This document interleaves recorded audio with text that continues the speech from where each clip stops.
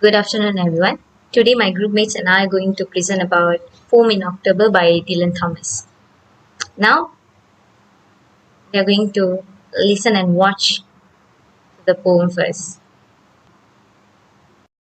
Poem in October by Dylan Thomas. It was my 30th year to heaven.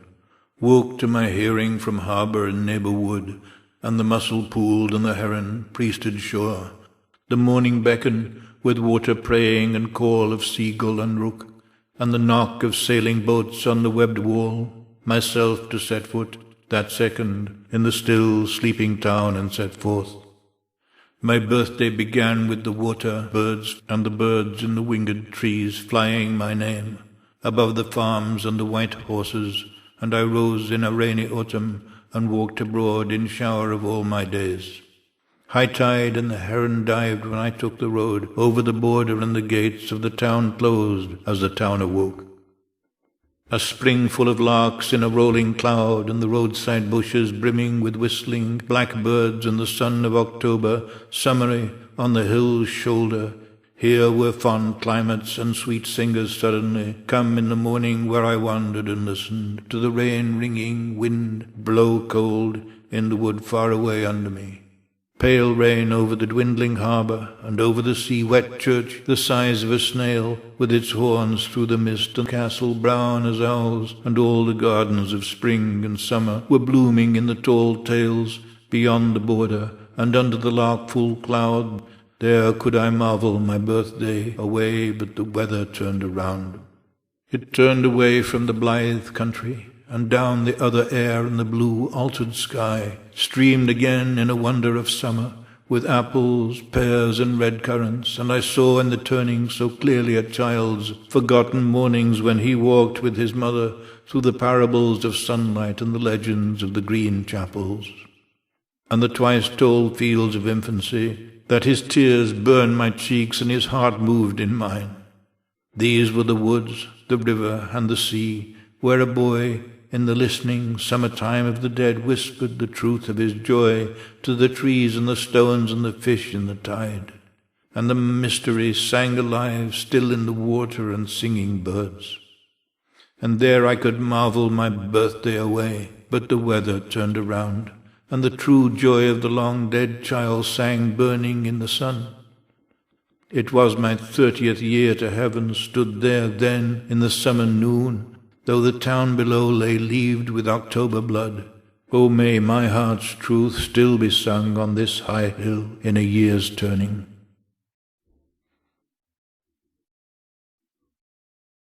Now, I'm going to present about the writer, Dylan Thomas. He was a reporter and a prominent writer in early 20th century. His most famous poem is Do Not Go Gentle in That Good Night, was published in 1952. Thomas' prose includes Under Milkwood 1954 and A Child's Christmas in Wales 1955. Thomas was in high demand for his animated reading, but debt and heavy drinking took their toll, and he died in New York City while on tour in 1953 at age 39. Now, I would like to summarize the whole poem, like the whole poem totally about his childhood memories, about how he used to celebrate his birthday.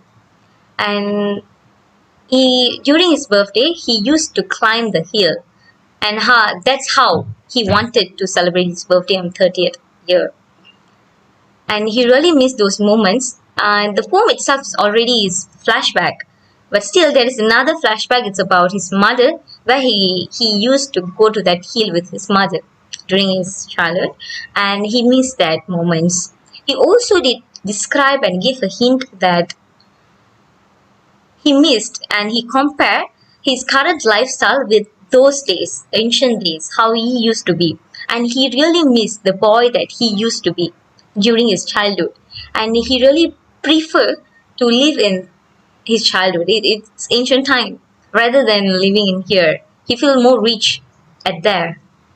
And that's what the poem is all about. It's all about the writer's childhood memories and about the hills and the sceneries and everything.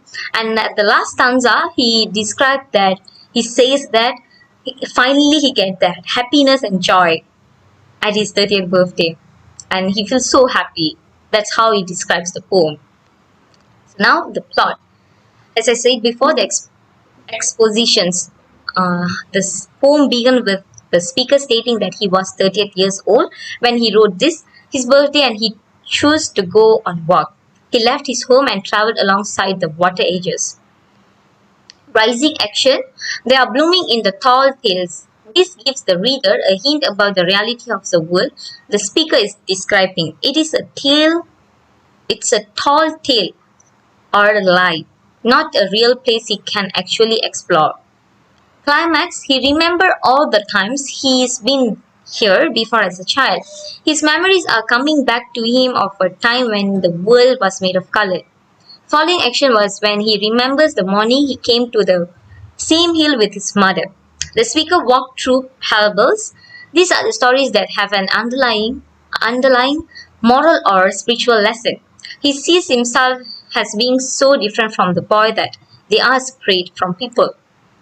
The final part, the resolution, the last 10 lines of poem in October shows how the joy of his childhood returned to him on this 13th birthday and what that meant to the speaker.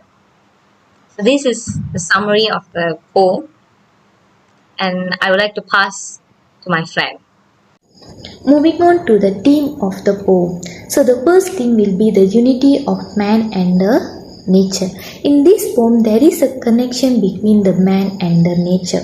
Example, from the first stanza, the narrator hears the water praying and the calls of seagull and rocks. In second stanza, the bird express their joy by flying its name above foamy wave and palms of the land. So here the narrator can feel the sounds from the nature and the enjoyment of the bird expressing. In third stanza, the relation between man and the nature show clearly. The narrator tastes all the four seasons, which is spring, summer, fall and winter at the same time, which is show the relation between the man and the nature. So moving on to the second theme, which is past and present. This is particularly shown through the adult narrator recollection of his past childhood at present. In fourth stanza, he suddenly noticed the garden of spring and summer of his past childhood. In stanza 5, he mentioned about his mother, which is the forgotten morning when he walked with his mother. So here he remembered the past memories in current present life. So moving on to third theme, which is life and the death. In the sixth stanza, the narrator referred to the listening summertime of death, by which he means that those who are lived but are now dead. So here he is referring to his mother's death. In the last stanza, he again speaks of the true joy of the long dead child. So here the narrator believes about the life and the death. So moving to the setting. So the setting of the poem is the narrator's 30th birthday in his hometown. So the narrator came out of home in morning and he spent the birthday in Fern Hill and around the sea. So moving to the characters. So there are three characters in this poem. So the first one will be the young narrator, the old narrator and the mother. So when the young narrator initially introduced, he is portrayed as a little boy.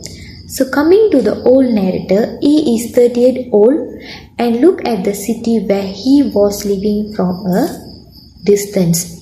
And then the last character is mother. The mother is another character that present in this poem.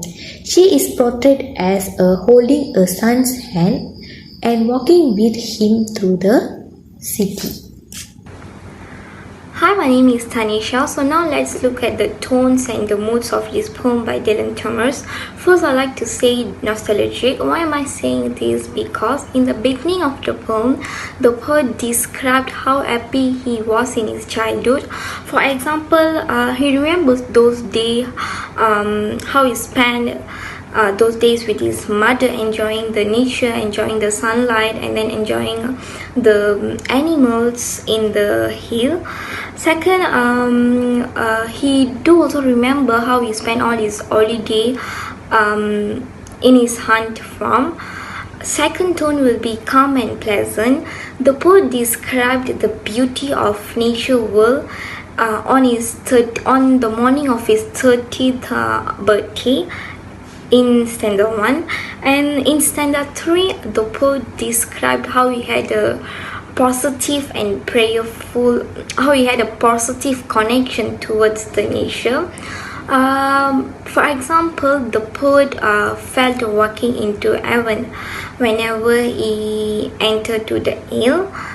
Okay, next, the mood will be, as a reader, what I felt is sorrowful, and in stanza 6 whenever I read this poem, because the poet in stanza 6 the poet described how sad he was when he thought of his childhood days are gone forever, and those days will never come back to him. Second will be grateful and joyful. Somehow the poet indirectly delivered us a message that we should be grateful to the nature. And the poet also described how happy he was in childhood, when he spent his days with nature. My opinion about this poem is based on my perspective. I personally like this poem from top to bottom. This is because Dylan Thomas, such a masterpiece, has wonderfully described his opinion and perspective about the nature in his writing, especially in this poem.